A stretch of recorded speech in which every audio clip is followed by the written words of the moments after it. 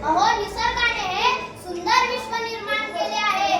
जरा विचार करा, जशी धरणी आपली आहे तशी ती पशुपक्षी प्राणी झाडे वेली यांचीही आहे.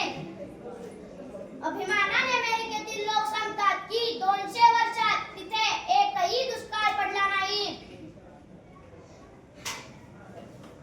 200 वर्षात तिथे एकही दुष्काळ पडला नाही. तिथे मानसी 276 झाडे तर भारतात मानसी 28 झाडे.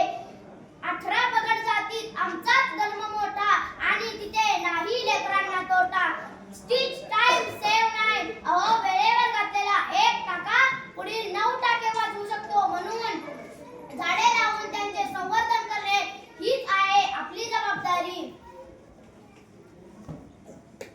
आज वृक्षारोपण काळाची गरज आहे हे लक्षात घेऊन सकाळी प्रमुख पाहुण्याने वृक्षारोपण केले. दुपारी बकरीने ते रोप खाऊन टाकले. संध्याकाळी पाहुण्यांनी बकरीलाच खाऊन टाकले.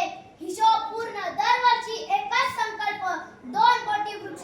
त्याच खड्ड्यात नवीन नवीन झाड आहे. झाडांच्या आकडेवारीची कागदावरच वाढ आहे. झाडांची आकडेवारी वाढवू नका कोटी कोटी. वृक्ष लागवड करा आपल्या भविष्यासाठी. दरवर्षी जर प्रामाणिकपणे वृक्ष लागवड केली असती तर आज वृक्षारोपण काळाची गरज वाटलीच नसती. वृक्षारोपण आणि त्याचे संवर्धन केल्याने जमिनीतील पाण्याची पातळी वाढेल, पावसाचे प्रमाण वाढेल आणि शेतात पिके चांगली येतील आणि आपला शेतकरी राजा सुखी संपन्न होईल आणि तो आत्महत्या करणार नाही. एक झाड लहानपणीच्या पांगुल्या गाड्यापासून ते आराम खुर्चीपर्यंत, म्हातारपणीच्या गाठीपासून ते वचनात जाईपर्यंत लाकूड पुरवते. झाडे करतात इतरांची सेवा. आपल्यातही तसा भाव हवा. सह्याद्री वाहिनीचे प्रणेते सयाजी शिंदे यांनी आपल्या आईच्या वाढदिवसानिमित्त तिच्या वजना एवढ्या बिया लावण्याचा संकल्प केला आणि बीड जिल्ह्यातील पानवण येथे लाखो झाडे लावली. त्यांचा आदर्श घेऊन आपल्या वाढदिवसानिमित्त एक तरी झाड लावू.